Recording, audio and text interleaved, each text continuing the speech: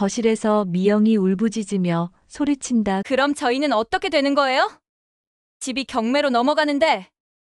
태성이 분노로 떨리며 평생 할아버지 모신 건 누구야? 재산?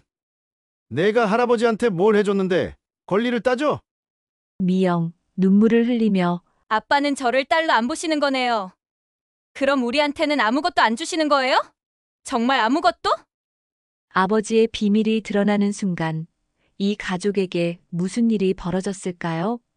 사연 시작 전 구독과 좋아요는 무료니까 살짝 눌러주세요.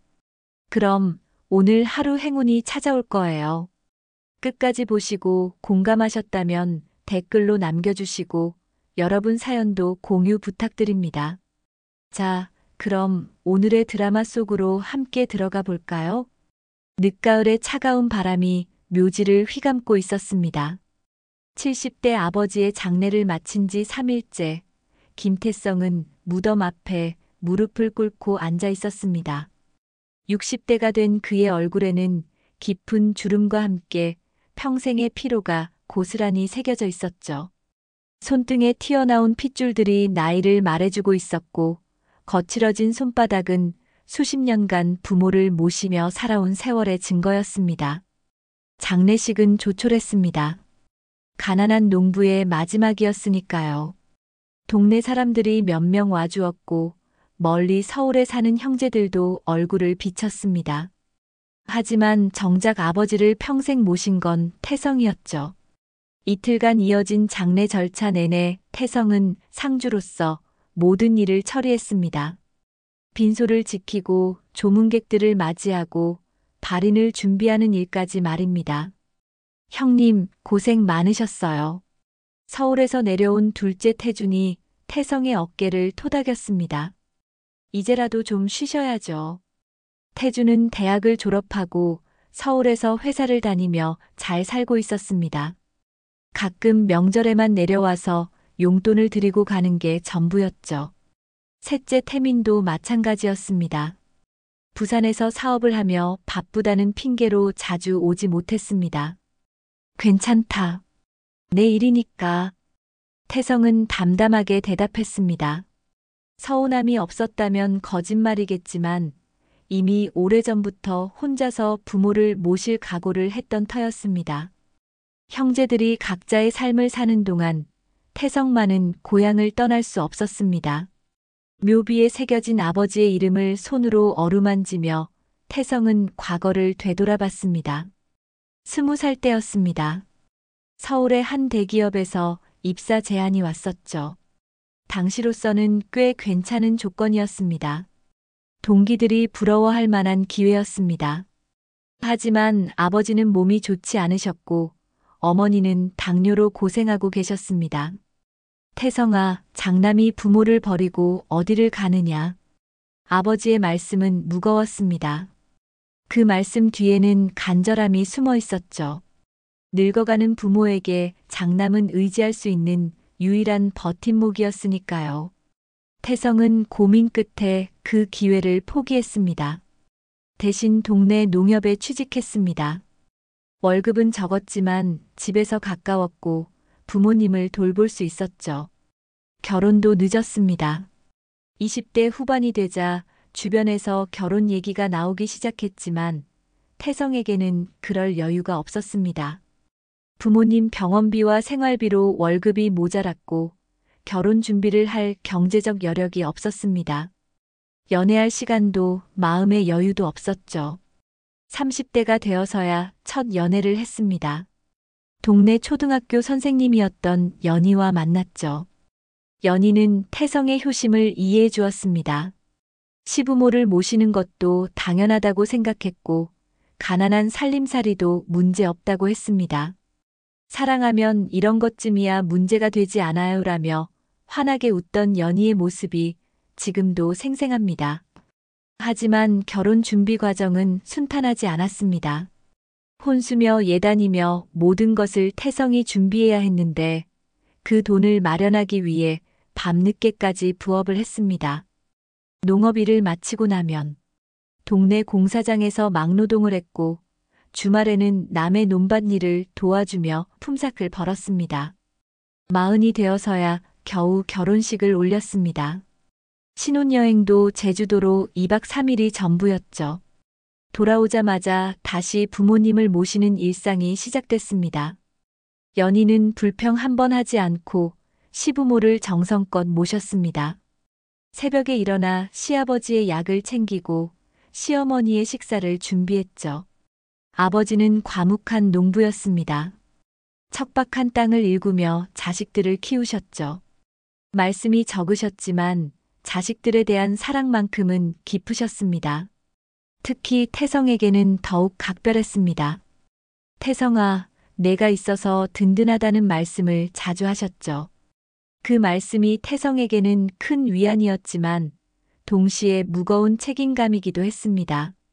어머니가 먼저 돌아가셨을 때 아버지는 크게 상심하셨습니다. 50년을 함께 산 반려자를 잃은 슬픔이 컸죠. 그 후로 아버지의 건강이 급격히 나빠졌습니다. 치매 증상도 나타나기 시작했고 밤낮이 바뀌어 태성과 연희는 교대로 간병을 해야 했습니다. 밤새 깨어있는 아버지를 돌보고 아침에는 농협에 출근해야 하는 날들이 이어졌습니다. 마지막 6개월은 특히 힘들었습니다. 아버지는 가족도 알아보지 못하셨고 식사도 제대로 하지 못하셨죠. 병원에서는 요양원을 권했지만 태성은 집에서 모시겠다고 고집했습니다. 끝까지 집에서 편안히 계시게 해드리고 싶다는 마음 때문이었습니다. 아버지의 마지막 순간을 떠올렸습니다. 병원 침대에 누워 계시던 아버지는 갑자기 의식이 돌아오셨습니다. 그리고 태성의 손을 꼭 잡고 말씀하셨죠. 태성아, 고생 많았다. 이제는 내 인생을 살아라.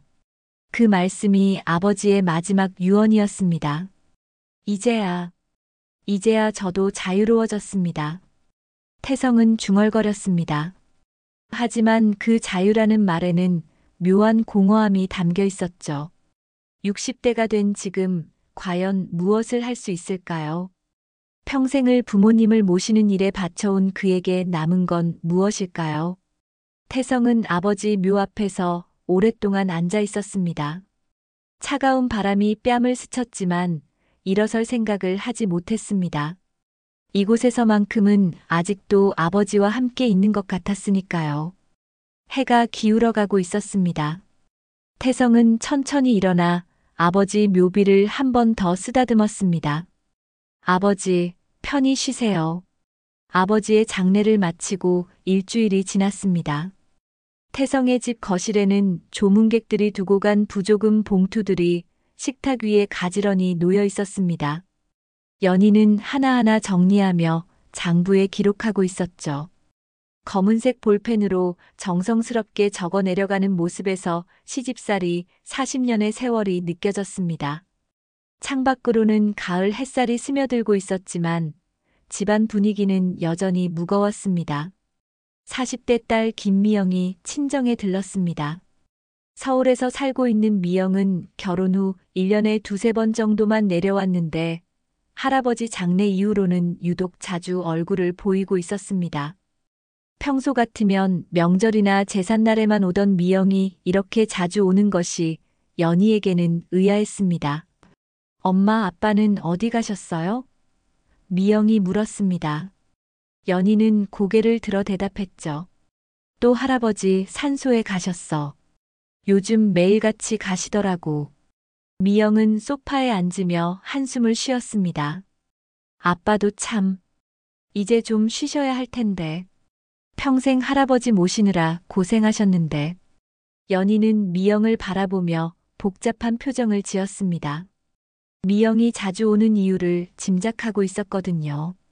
시댁 재산 정리 때문일 가능성이 높았습니다. 비록 많지 않은 재산이지만 집 한 채와 논밭이 있으니까요.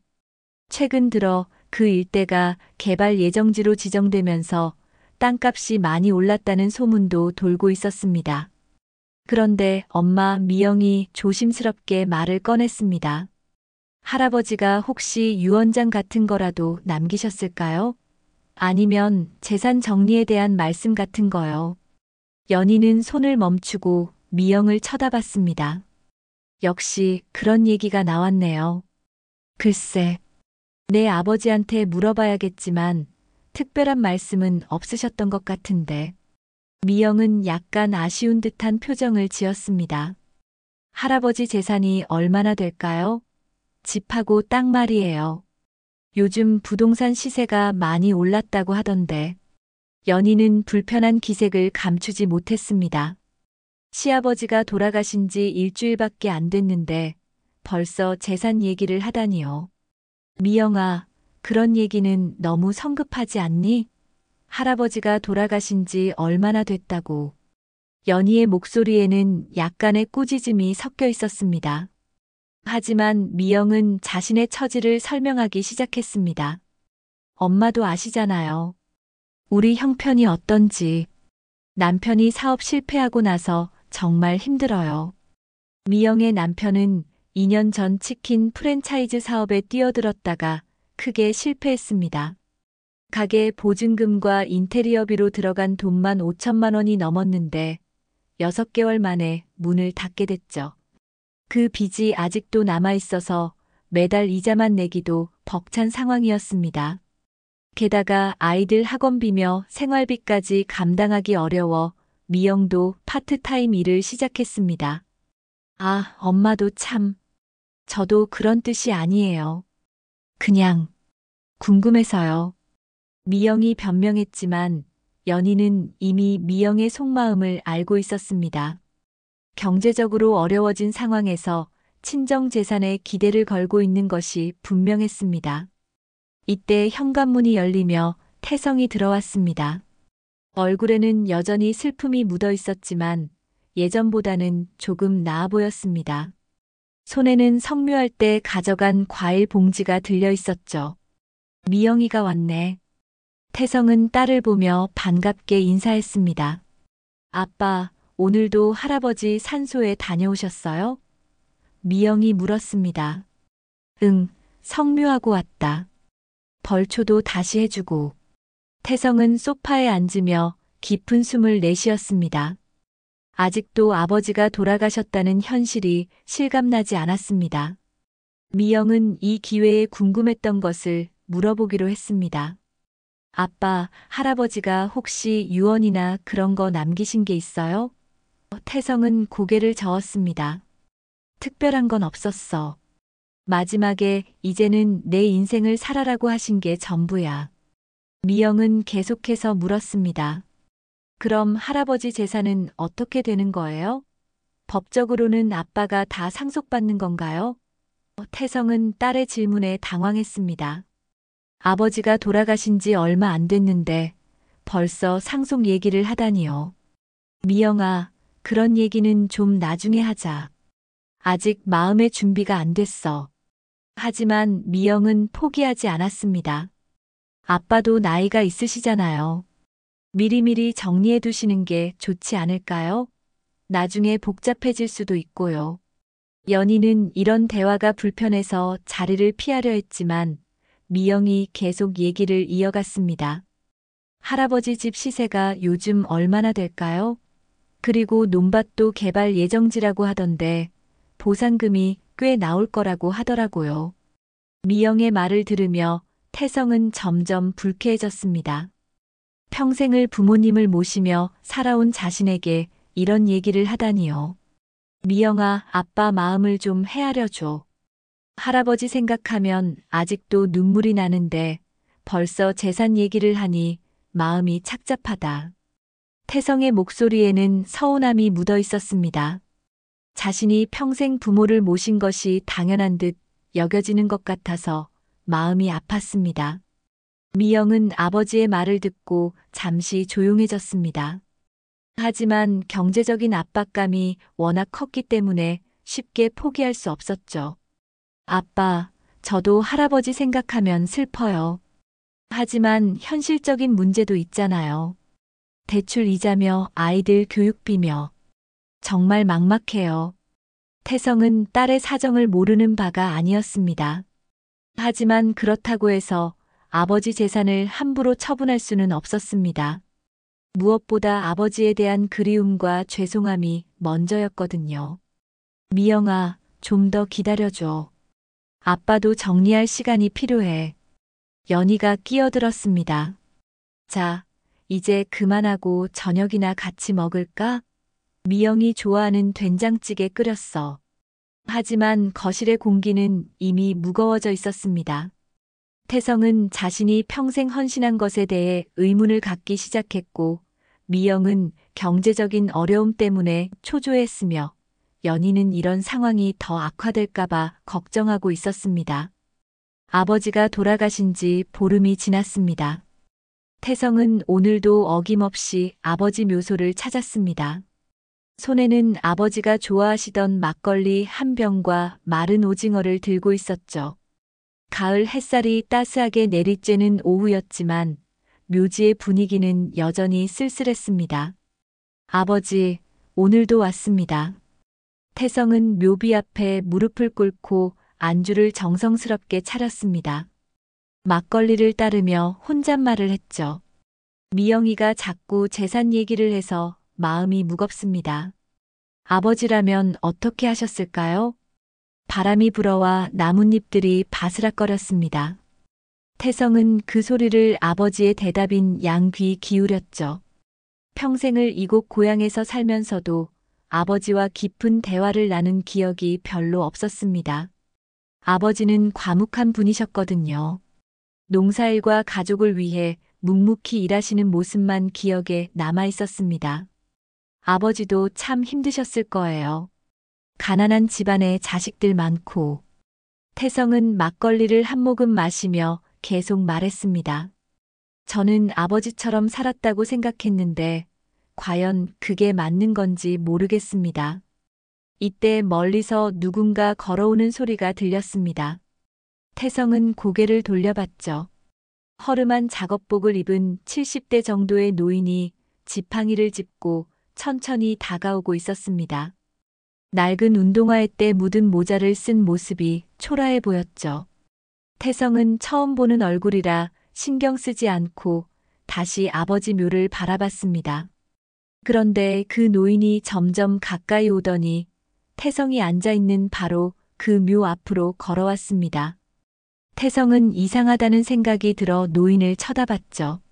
실례합니다만 여기는 하고 말을 꺼내려는 순간 노인이 먼저 입을 열었습니다. 이 묘가 김덕수 어르신 묘 맞습니까? 노인의 목소리는 떨리고 있었습니다. 태성은 깜짝 놀랐죠. 김덕수는 바로 태성의 아버지 성함이었거든요. 네, 맞는데요. 그런데 어르신은 누구시죠? 태성이 물었습니다. 노인은 대답하지 않고 묘비를 바라보며 눈물을 흘리기 시작했습니다. 그리고 갑자기 무릎을 꿇고 땅에 엎드려 울기 시작했죠. 아버지, 아버지. 노인의 목소리는 절규에 가까웠습니다. 태성은 당황했습니다. 도대체 이 노인이 누구이고 왜 자신의 아버지를 아버지라고 부르는 건지 이해할 수 없었거든요. 어르신, 잠깐만요. 무슨 일이신지. 태성이 노인의 어깨에 손을 올려놓으려는 순간 노인이 고개를 들었습니다. 눈물과 콧물로 범벅이 된 얼굴이었죠. 하지만 그 눈빛에는 깊은 슬픔과 동시에 간절함이 담겨 있었습니다. 저는 최병호라고 합니다. 노인이 떨리는 목소리로 말했습니다. 그리고 이분이 제 아버지입니다.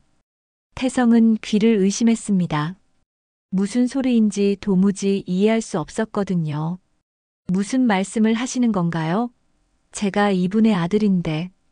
병호는 천천히 일어나며 태성을 바라봤습니다. 젊은이, 당신도 김덕수 어르신의 아들이신가요? 태성은 고개를 끄덕였죠. 네, 저는 김태성이고 고인의 장남입니다.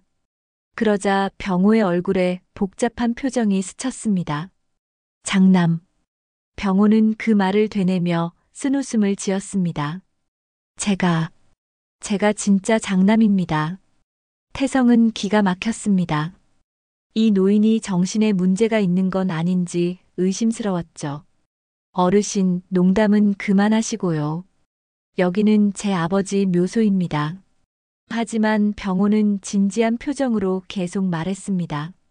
70년 전 김덕수 어르신은 이 동네에서 조금 떨어진 산골 마을에 살던 처녀와 사랑에 빠지셨습니다. 그 처녀가 바로 제 어머니 최순이었습니다. 그리고 저를 낳으셨죠. 태성은 믿을 수 없다는 표정으로 병호를 바라봤습니다. 그게 무슨... 하지만 병호는 주머니에서 낡은 사진 한 장을 꺼냈습니다. 흑백 사진이었는데 젊은 남자가 여자와 함께 찍은 사진이었죠. 그 남자의 모습이 태성이 기억하는 젊은 시절 아버지와 너무나 닮아 있었습니다. 이 사진이 증거입니다. 어머니가 돌아가시기 전에 저에게 주신 거예요. 그리고 이것도... 병호는 또 다른 종이를 꺼냈습니다. 편지였죠. 낡고 해진 편지를 펼치자 아버지의 필체로 보이는 글씨가 나타났습니다. 태성은 편지를 받아들고 읽어보았습니다. 순이야, 미안하다. 나는 집안 사정으로 다른 사람과 결혼해야 한다. 아이는 잘 키워다오. 그리고 끝에는 덕수라는 서명이 있었습니다. 태성의 손이 떨리기 시작했습니다. 이게 진짜라는 말입니까? 태성의 목소리는 갈라지고 있었습니다. 병호는 고개를 끄덕였죠. 70년 동안 아버지를 그리워하며 살았습니다. 어머니는 평생 혼자 사시면서 저를 키우셨어요. 아버지가 언젠가는 찾아올 거라고 믿으시면서 말입니다. 태성은 주저앉고 말았습니다. 평생 알고 있던 아버지가, 그리고 자신의 정체성이 흔들리는 순간이었습니다. 과연 이 노인의 말이 사실일까요? 만약 사실이라면 자신은 진짜 장남이 아닌 걸까요? 머릿속이 복잡해지기 시작했습니다. 태성은 병호가 내민 편지를 다시 한번 자세히 들여다봤습니다. 세월이 흘러 누렇게 바랜 종이었지만 글씨는 분명히 아버지의 필체와 닮아 있었습니다. 하지만 쉽게 믿을 수 없었죠. 70년이나 된 일이고 무엇보다 자신이 알고 있던 아버지의 모습과는 너무 달랐기 때문입니다. 이 편지가 정말 우리 아버지가 쓰신 건가요? 태성이 떨리는 목소리로 물었습니다. 병호는 고개를 끄덕이며 대답했죠. 어머니가 평생 간직하고 계시던 거예요. 저도 어머니가 돌아가시고 나서야 이 편지를 보게 됐습니다. 병호는 천천히 자신의 이야기를 풀어놓기 시작했습니다. 어머니 최순이는 산골 마을의 가난한 농가 딸이었어요. 19살 때 장에서 우연히 만난 김덕수, 그러니까 이분과 사랑에 빠지게 됐죠. 당시 김덕수는 20살이었고 집안에서는 이미 혼담이 오가고 있을 때였습니다. 태성은 병호의 말을 들으며 복잡한 심정이었습니다. 아버지의 젊은 시절에 대해서는 거의 아는 것이 없었거든요. 아버지는 과거 얘기를 별로 하지 않으셨고 태성도 굳이 묻지 않았습니다. 그저 성실하고 과묵한 농부의 아들로만 살아왔을 뿐이었죠. 몇 달 동안 몰래 만나셨대요. 하지만 집안에서 정한 혼담을 거부할 수 없었던 거죠. 그때는 부모가 정해주는 대로 결혼하는 시대였으니까요. 병호의 목소리에는 깊은 한이 서려 있었습니다. 어머니가 임신했다는 걸 알게 됐을 때 아버지께서서 마지막으로 어머니를 찾아오셨어요. 그때 주고 가신 게 이 편지입니다. 태성은 편지를 다시 펼쳐봤습니다. 순이야, 미안하다. 나는 집안 사정으로 다른 사람과 결혼해야 한다. 아이는 잘 키워다오. 짧은 글이었지만 그 안에는 복잡한 감정이 담겨 있는 것 같았습니다. 죄책감과 미안함, 그리고 어쩔 수 없는 현실에 대한 체념이 느껴졌죠. 그래서 어머니는 혼자 저를 낳아 키우셨어요. 마을 사람들의 시선은 차가웠지만 어머니는 굴복하지 않으셨죠. 저에게는 아버지가 훌륭한 분이라고, 언젠가는 꼭 찾아올 거라고 말씀하셨어요. 병호의 눈에 다시 눈물이 맺혔습니다. 태성은 이 모든 이야기가 믿기지 않았습니다. 그렇다면 왜 이제서야 나타나시는 건가요? 아버지가 살아계실 때는 왜 오지 않으셨죠? 태성의 목소리에는 분노가 섞여 있었습니다. 만약 이 이야기가 사실이라면 왜 지금까지 나타나지 않았는지 이해할 수 없었거든요. 병호는 고개를 숙였습니다. 어머니가 막으셨어요. 아버지께 가족이 있으니 우리가 나타나면 그분 가족들이 힘들어할 거라고. 그래서 평생 멀리서만 지켜봤어요. 가끔 장에 나오신 모습을 멀리서 본 적은 있지만 다가가지는 못했죠. 태성은 분노가 치밀어 올랐습니다. 그럼 지금은 왜 나타나신 거예요? 아버지가 돌아가셨으니까 이제 안전하다고 생각하시는 건가요? 하지만 병호는 고개를 저었습니다. 그게 아니에요. 어머니가 작년에 돌아가시면서 마지막 유언을 남기셨어요. 아버지 산소라도 한번 찾아가서 인사를 드리라고. 병호는 주머니에서 또 다른 사진을 꺼냈습니다. 이번에는 어린 아이와 젊은 여자가 함께 찍은 사진이었죠. 이게 어머니와 제가 찍은 사진이에요. 제가 5살 때였죠. 태성은 그 사진 속 아이의 모습을 봤습니다. 확실히 자신과 닮은 구석이 있었습니다. 특히 눈매가 비슷했죠. 어머니는 평생 아버지를 잊지 못하셨어요. 다른 남자와 재혼하라는 주변의 권유도 모두 거절하시고 저만 키우시며 사셨죠. 그리고 돌아가시기 전에 말씀하셨어요. 아버지를 원망하지 말라고, 그분도 어쩔 수 없는 사정이 있었을 거라고. 태성은 머리가 어지러웠습니다. 만약 이 모든 이야기가 사실이라면 자신이 평생 믿어왔던 것들이 무너지는 것이었거든요. 자신이 장남이라는 자부심, 평생 부모를 모신 효자라는 정체성, 그 모든 것이 흔들리고 있었습니다. 증거가 더 있나요? 태성이 물었습니다. 병호는 낡은 지갑에서 조그만 종이를 꺼냈습니다. 이건 제 출생신고서예요. 아버지 란에는 김덕수라고 적혀 있어요. 물론 법적으로는 인정받지 못했지만 어머니가 신고할 때 아버지 이름을 넣으셨거든요. 태성은 그 출생신고서를 보며 충격을 받았습니다. 정말로 김덕수라는 이름이 적혀 있었거든요. 그리고 날짜를 보니 자신보다 3년이나 먼저 태어났다고 되어 있었습니다. 만약 이게 사실이라면 병호가 진짜 장남이고 자신은 차남인 셈이었습니다. 이럴 수가. 태성은 땅에 주저앉았습니다. 평생을 건 신념이 무너지는 순간이었죠. 그동안 자신이 장남으로서 부모를 모시며 살아온 모든 것들이 의미 없어지는 것 같았습니다.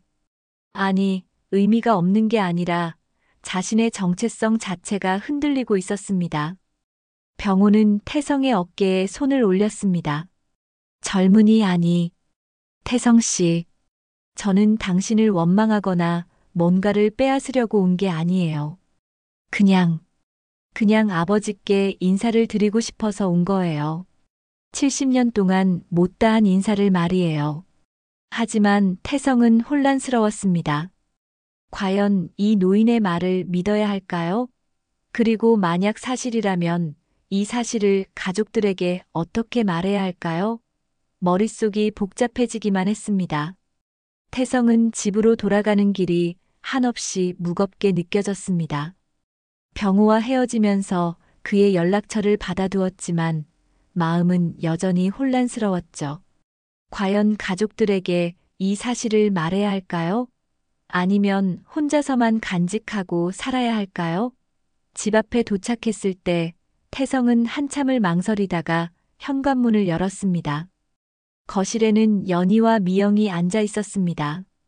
미영은 서울에서 내려온 지 사흘째였죠.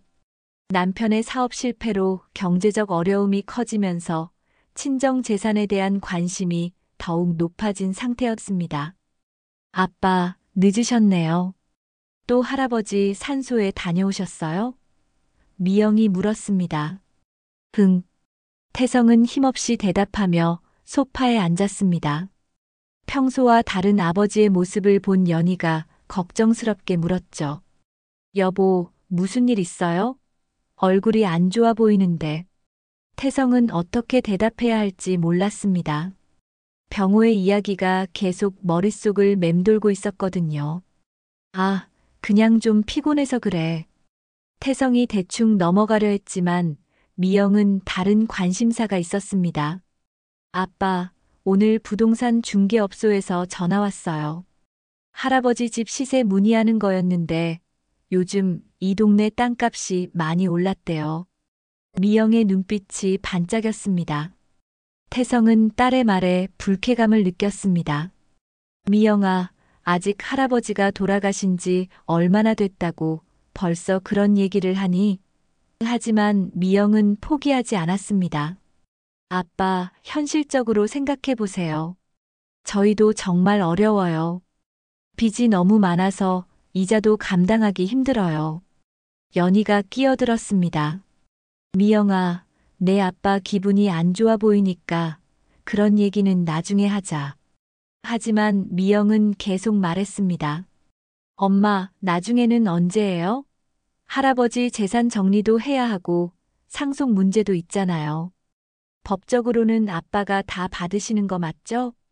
태성은 미영의 말을 들으며 병호가 했던 말이 떠올랐습니다. 만약 병호가 진짜 장남이라면 상속권도 달라질 수 있는 건 아닐까요? 그런 생각이 들자 더욱 혼란스러워졌습니다. 미영아, 상속 얘기는 정말 그만하자. 아빠 머리가 아파. 하지만 미영은 자신의 처지를 호소했습니다. 아빠도 저희 상황을 아시잖아요. 남편이 사업 실패하고 나서 정말 힘들어요. 아이들 교육비며 생활비며. 정말 막막해요. 할아버지 집이라도 팔면 빚을 좀 갚을 수 있을 텐데. 태성은 더 이상 참을 수 없었습니다. 미영아, 그만하라고 했잖아. 태성이 소리를 지르자 거실이 순간 조용해졌습니다.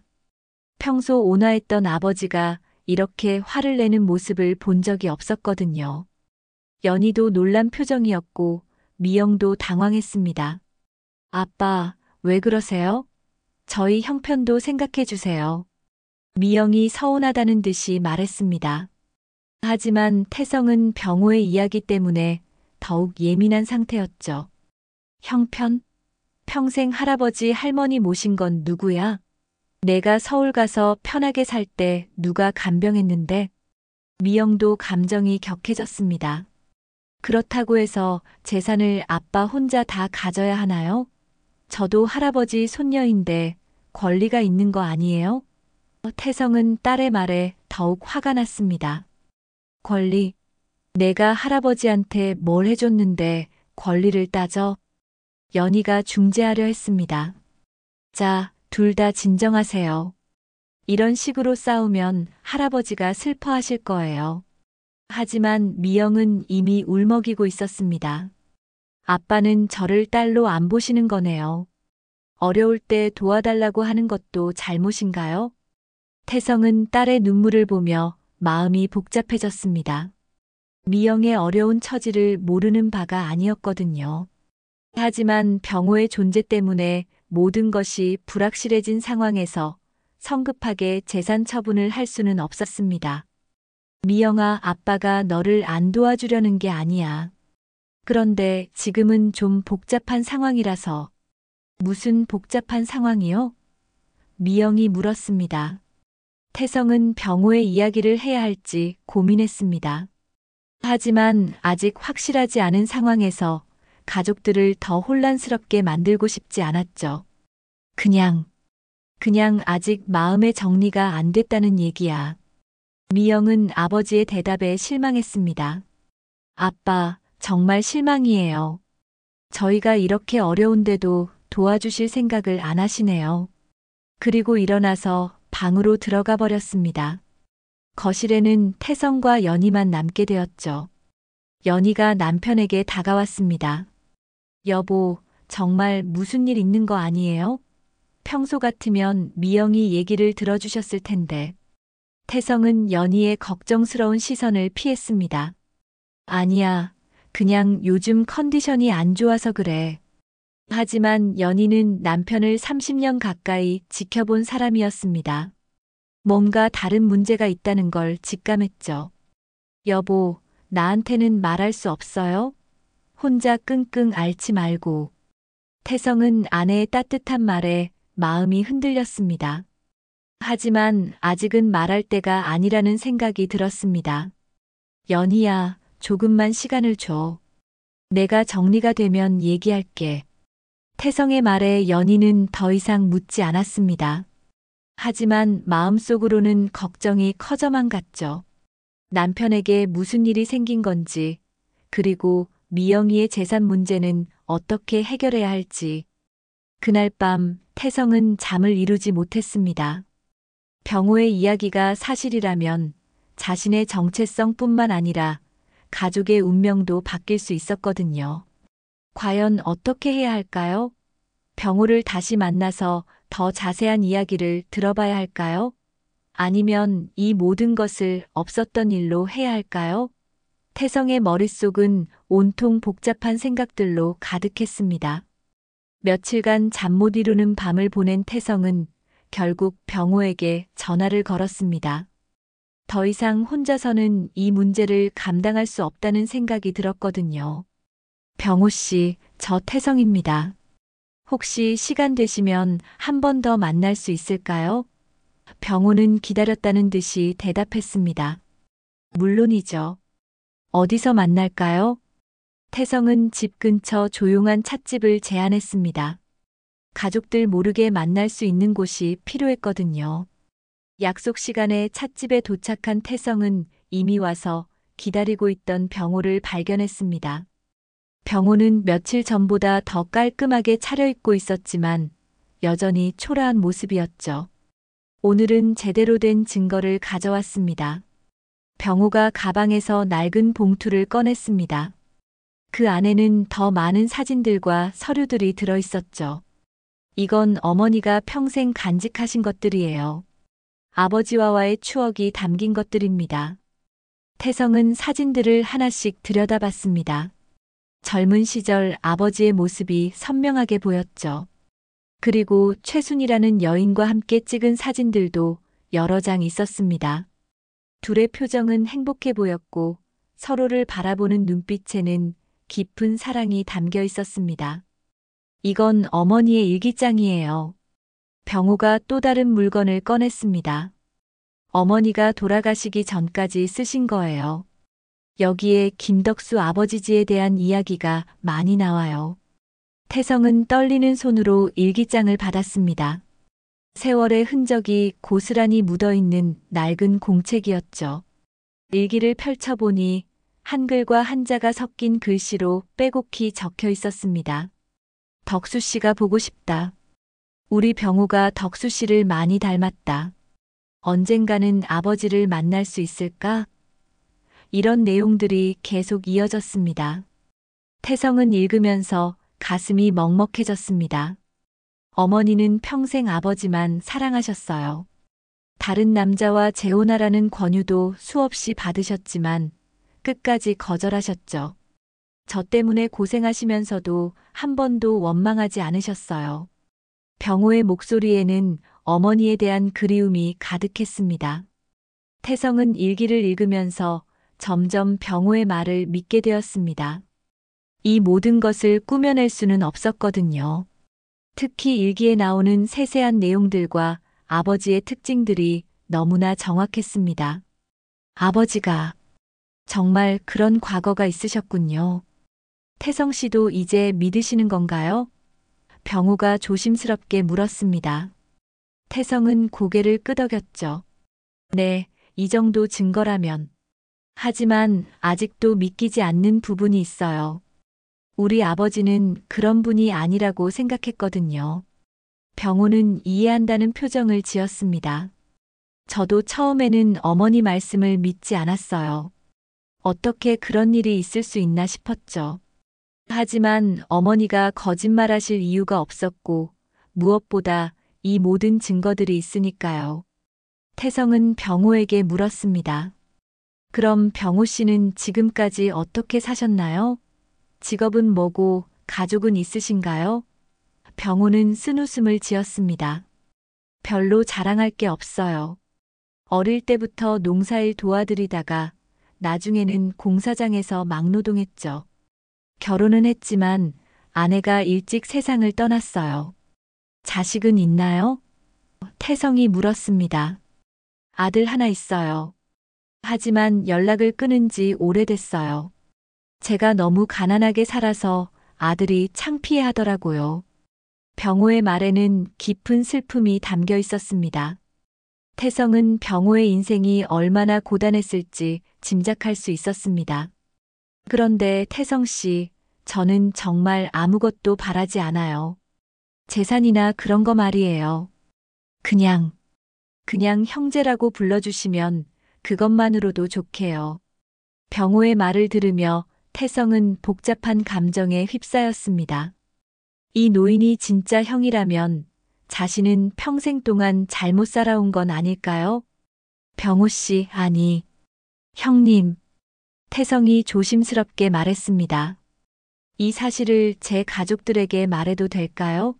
특히 제 딸이 요즘 재산 문제로 민감한 상황이라서. 병호는 당황한 표정을 지었습니다. 그건 태성 씨가 결정하실 일이에요.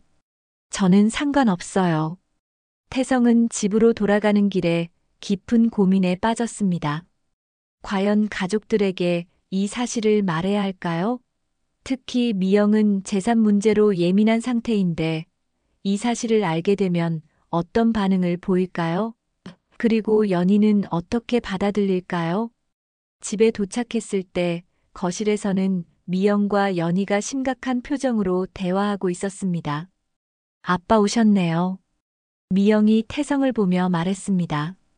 아빠, 저희가 얘기 좀 해야겠어요. 태성은 불안한 마음으로 소파에 앉았습니다. 아빠, 더 이상 미룰 수 없을 것 같아요. 저희 상황이 정말 심각해요. 미영의 목소리는 절망적이었습니다. 은행에서 담보대출 연장을 거절했어요. 이번 달 안에 돈을 마련하지 못하면 집이 경매로 넘어가요. 태성은 딸의 말을 듣고 충격을 받았습니다. 상황이 그렇게 심각한 줄 몰랐거든요. 그럼 얼마나 필요한데? 태성이 물었습니다. 최소 5천만 원은 있어야 해요. 할아버지 집을 팔면 그 정도는 나올 거 아니에요? 태성은 딸의 간절한 눈빛을 보며 마음이 아팠습니다. 하지만 병호의 존재 때문에 섣불리 결정할 수 없었죠. 만약 병호가 정말 장남이라면 재산 처분에 대해서도 상의해야 하는 거 아닐까요? 태성의 머릿속은 더욱 복잡해져만 갔습니다. 태성은 딸의 절박한 상황을 듣고 더 이상 숨길 수 없다고 판단했습니다. 미영의 집이 경매로 넘어갈 위기에 처한 상황에서 병호의 존재를 계속 숨기고 있을 수는 없었거든요. 미영아, 연희야. 너희들에게 말해야 할 일이 있어. 태성의 진지한 목소리에 두 사람이 집중했습니다. 사실 며칠 전에 아버지 산소에서 이상한 일이 있었어. 태성은 천천히 병호와의 만남에 대해 이야기하기 시작했습니다. 처음에는 믿기지 않는다는 표정이었던 미영과 연희의 얼굴이 점점 심각해졌죠. 특히 미영은 아버지의 말을 듣고 충격을 받은 듯 했습니다. 그게 정말이에요? 미영이 떨리는 목소리로 물었습니다. 아빠가 장남이 아니라는 말씀이세요? 태성은 고개를 끄덕였습니다. 증거도 충분해. 편지며 사진이며. 그리고 출생신고서까지 있더라. 연희는 남편의 손을 잡으며 위로했습니다. 여보, 얼마나 충격이 컸을까요? 하지만 미영의 반응은 달랐습니다. 그럼 할아버지 재산은 어떻게 되는 거예요? 그 병호라는 분이 장남이라면. 미영의 목소리에는 불안감이 가득했습니다. 자신의 집이 경매로 넘어갈 위기인 상황에서 유일한 희망이었던 할아버지 재산마저 불확실해진 것이었거든요. 미영아, 지금 그런 걸 걱정할 때가 아니야. 태성이 말했지만 미영은 이미 패닉 상태였습니다. 안 그래도 시간이 없는데 이제 어떻게 해요? 그분이 나타나서 재산 분할 요구하면 어떻게 되는 거예요? 연희가 딸을 진정시키려 했지만 미영의 불안은 쉽게 가라앉지 않았습니다. 이때 갑자기 현관벨이 울렸습니다. 태성이 문을 열어보니 뜻밖에도 동네 이장 김원식이 서 있었습니다. 70대 후반의 김원식은 이 동네에서 태어나 평생을 산 터줏대감 같은 존재였죠.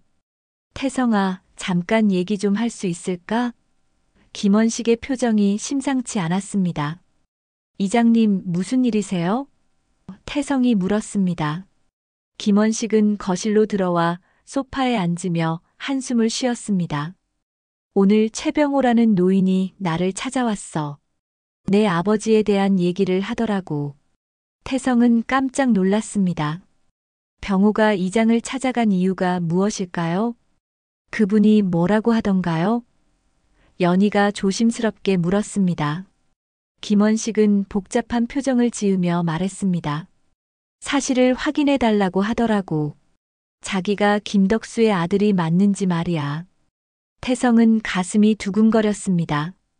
이장이라면 그 시절 일을 기억할 수도 있을 테니까요. 김원식은 오랫동안 침묵했습니다. 그리고 천천히 입을 열었죠. 태성아, 미안하다. 사실 나도 그 일을 알고 있었어. 거실에 있던 모든 사람이 충격에 빠졌습니다. 이장이 그 사실을 알고 있었다니요. 이장님, 그게 무슨 말씀이세요? 내 아버지가 젊었을 때 정말 그런 일이 있었어. 최순이라는 처녀와. 하지만 그때는 혼담이 이미 정해진 상태였고 집안에서도 반대가 심했지. 김원식의 증언은 병호의 이야기를 뒷받침하는 결정적인 증거였습니다. 왜 지금까지 말씀 안 하셨어요? 태성이 떨리는 목소리로 물었습니다. 김원식은 고개를 숙였습니다.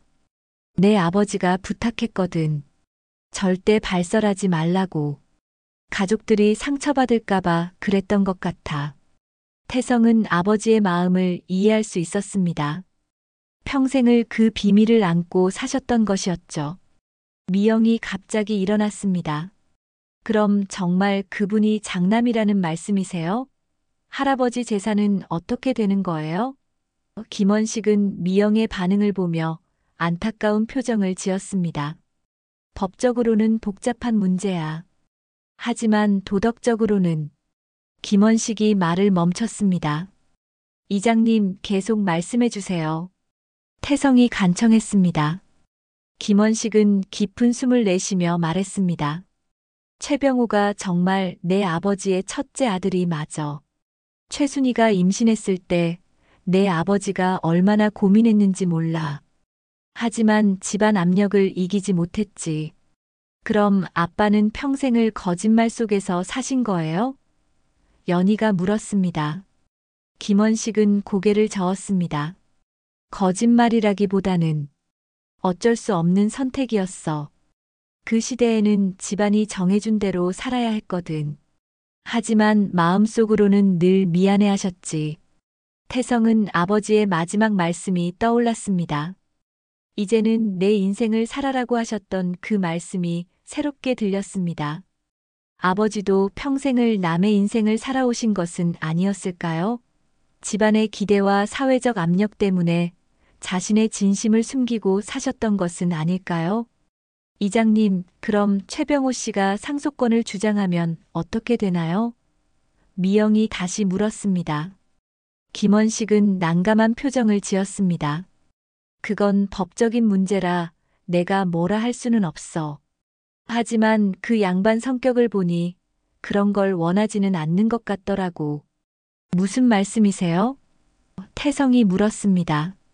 최병호가 내게 말하더라고. 재산은 관심 없고 그냥 형제들과 인연을 맺고 싶다고. 70년 동안 혼자 살아오면서 얼마나 외로웠겠어. 김원식의 말을 들으며 태성은 병호에 대해 다시 생각해 보게 되었습니다. 미영은 여전히 불안해했습니다. 하지만 나중에 마음이 바뀔 수도 있잖아요. 그럼 저희는 어떻게 되는 거예요? 연희가 딸의 어깨를 두드리며 말했습니다. 미영아, 우선 그분을 만나보자. 직접 얘기해봐야 알 수 있을 것 같아. 김원식이 일어나며 말했습니다. 태성아, 어떤 결정을 하든 후회하지 마라. 내 아버지도 평생 후회하며 사셨거든.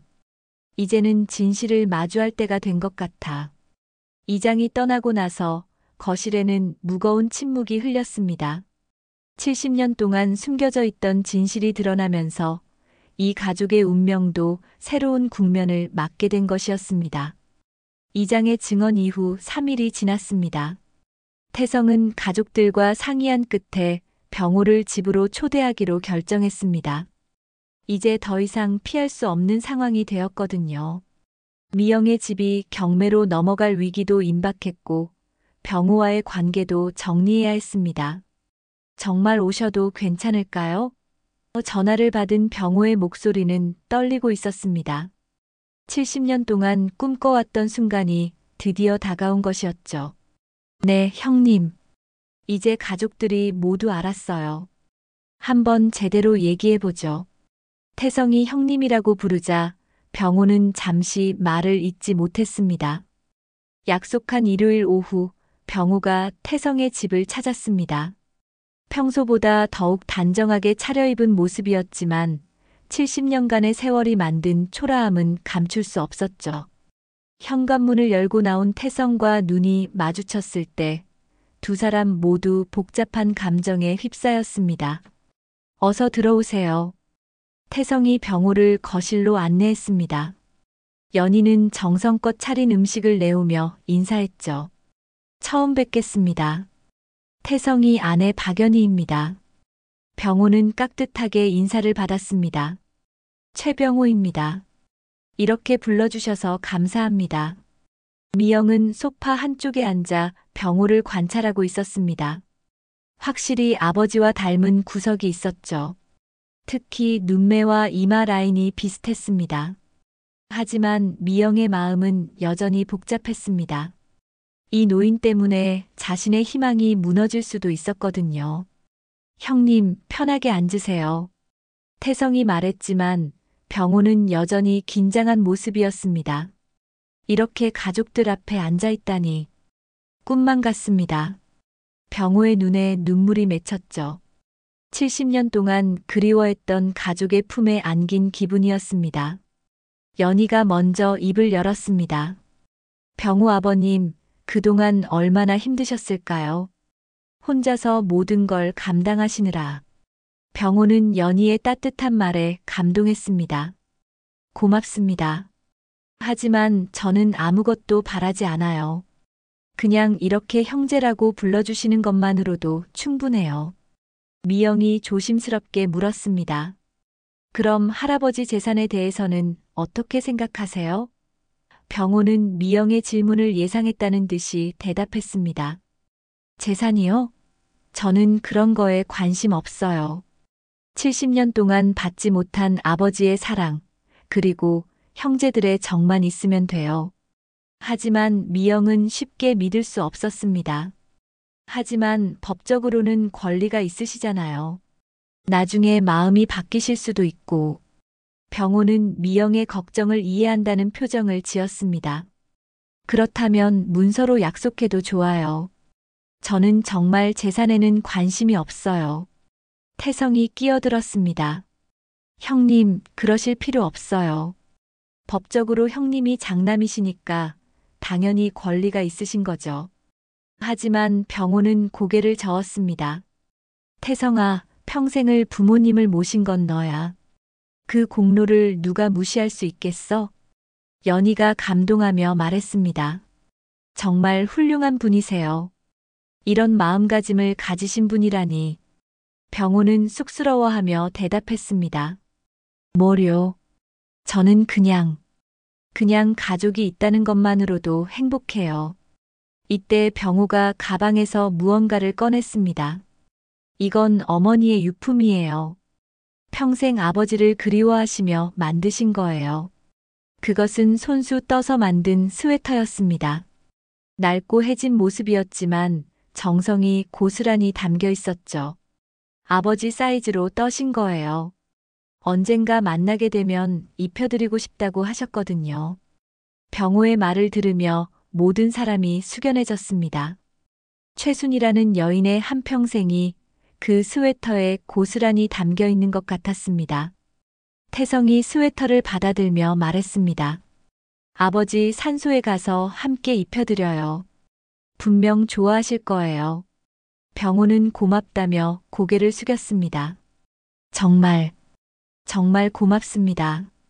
미영이 갑자기 울음을 터뜨렸습니다. 죄송해요. 처음에는 재산 때문에 걱정했는데 이렇게 좋은 분이실 줄 몰랐어요.